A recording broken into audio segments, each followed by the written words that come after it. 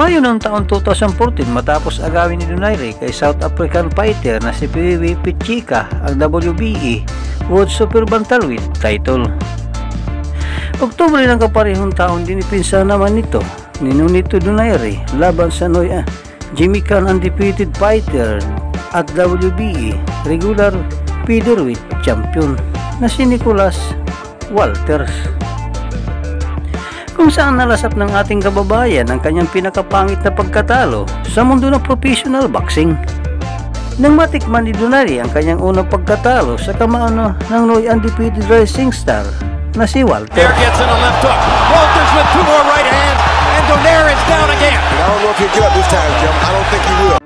Kaya naman para maibalik ang ningning sa tinagurian na Filipino Plus, muling bumalik sa bantamweight division si Donaire, kung saan sinasabi na mas komportable ito makipaglaban.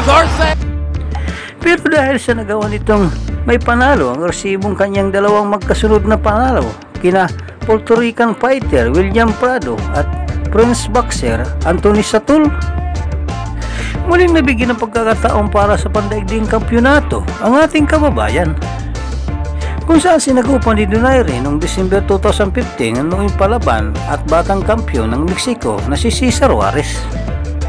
Ang laban ay naganap sa Coliseo Roberto Clemente sa siyudad ng San Juan, bansa ng Puerto Rico, para sa bakanting World Boxing Organization Super Bantamweight title na minsan na rin pinagharian ni Nonito Donaire. Filipino Flash, Nonito Donaire.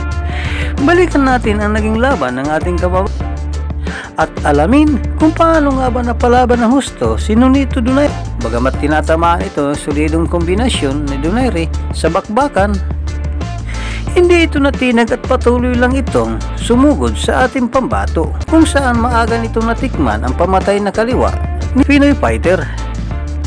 Pero bigo ito makapagpatama ng solidong suntok sa ating pambato at kakainin lang ito ng mga suntok mula sa counter-attack ni Donaire, na talaga naman nagpayanig ng patama ang solidong suntok sa Pinoy sa laban na natiling at isang taon matapos matalo kay Nonito Donaire. Muling napalaban si Juarez sa isa pang Pinoy fighter para naman sa WBO Intercontinental Featherweight title. Ginulat nito ang mundo ng Pinoy boxing matapos nitong babagsakin at tuluyan may knockout ang undefeated champion na si Prince Albert Pagara.